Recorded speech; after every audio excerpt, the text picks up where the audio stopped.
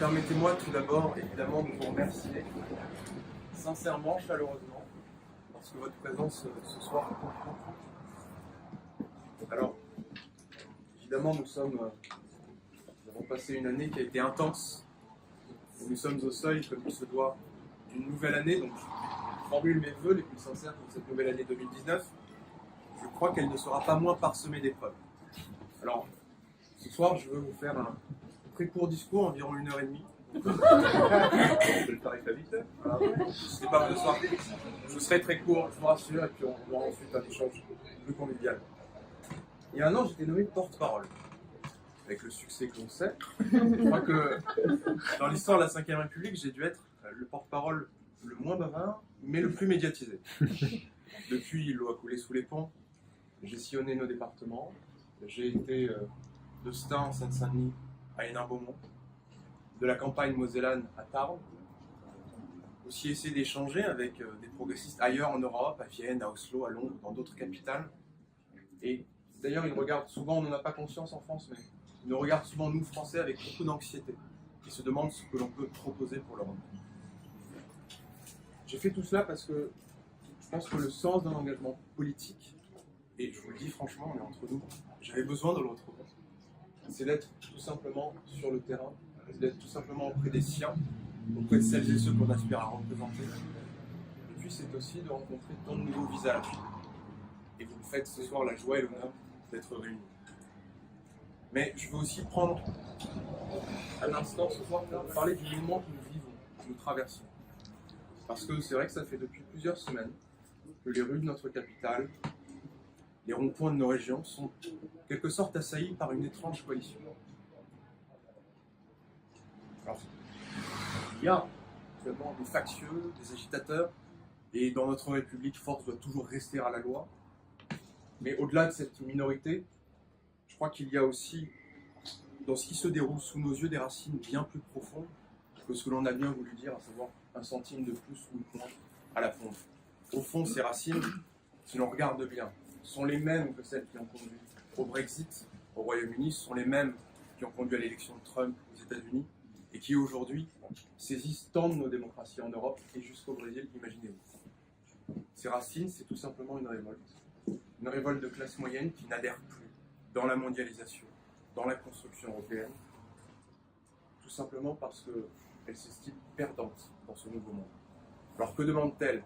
D'abord de la cohésion dans des sociétés, et on s'en rend bien compte, où nous sommes atomisés, où les écarts de richesse, de niveau de vie, mais aussi de mode de vie, semblent de manière inexorable s'élargir. Ils demandent ensuite de la justice, je crois, parce qu'ils ont le sentiment qu'aujourd'hui, dans nos sociétés, il y aurait deux catégories d'individus. Celles et ceux qui sont nés sous la bonne étoile, et puis tous les autres.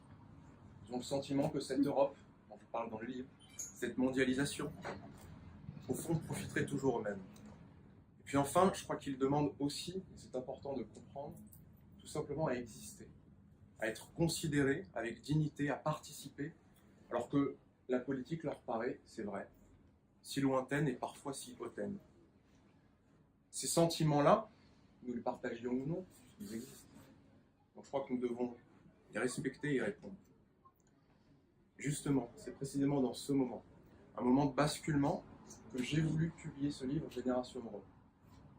Permettez-moi de remercier très sincèrement, vraiment du fond du cœur, Yves Michelon, parce que sans vous, et je le dis, je crois que les mots ne suffisent pas à le dire, mais je le dis quand même, sans vous, nous ne serions pas là ce soir.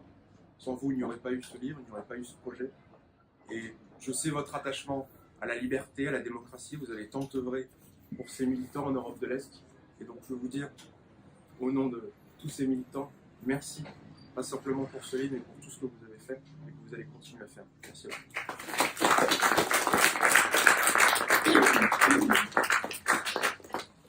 Merci aussi Sophie Méraud et Anne Leclerc.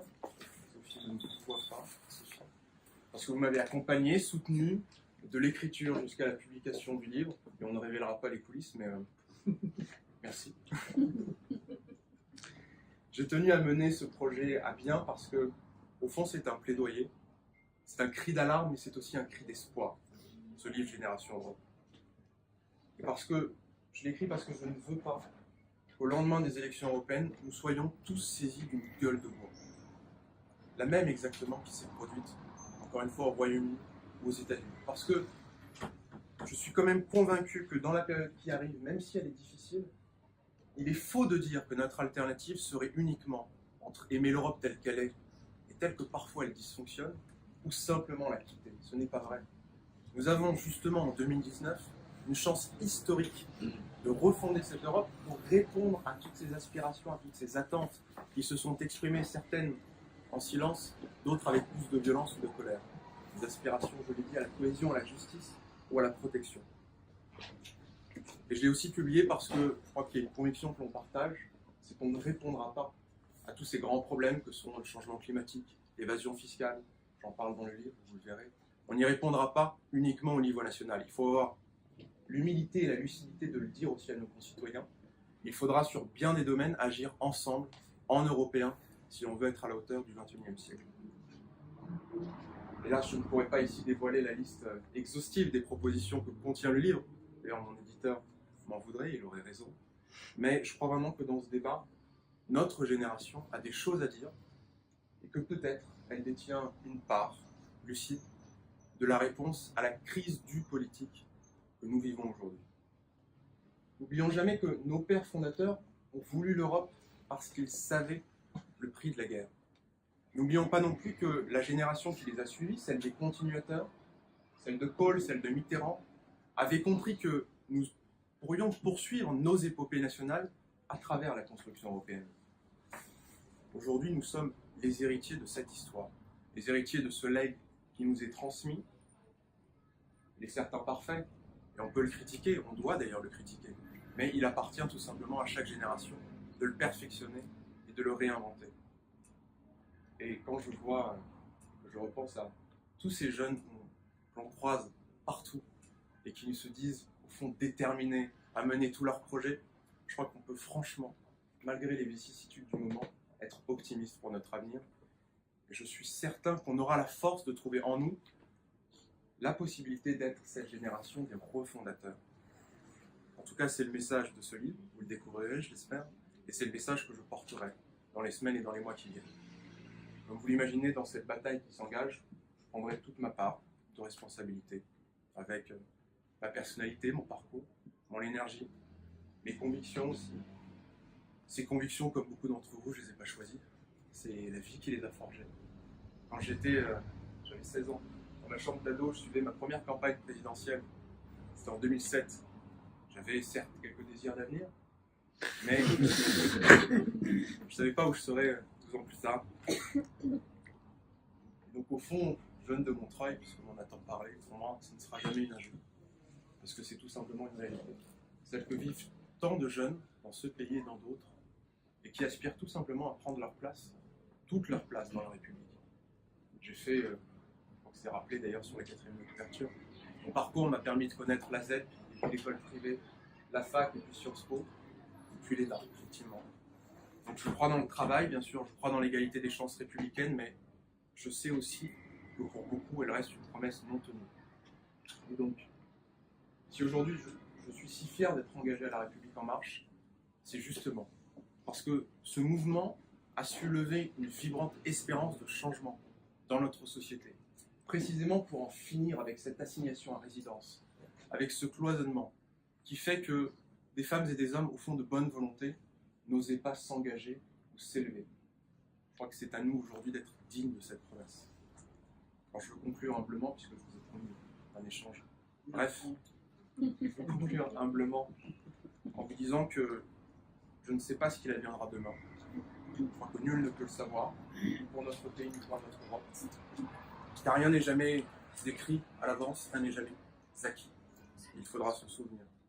La vie nous réserve parfois des surprises, bonnes ou mauvaises, personnelles ou collectives. Mais c'est René Char qui demandait « Que ferions-nous sans cet inconnu devant soi ?» Je crois qu'il avait raison. Et l'engagement public, sans doute, n'aurait pas la même saveur. Alors, dans une période comme celle-ci, il importe, je le crois profondément, d'ouvrir un chemin, de tracer une perspective. Ce soir, nous sommes ensemble dans une très belle librairie, la plus belle, la plus ancienne de Paris. Et je veux remercier les personnes qui nous accueillent ce soir. Merci à vous. Ah oui.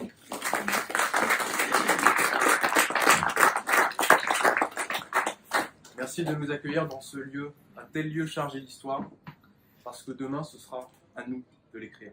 Alors par avance, merci à vous.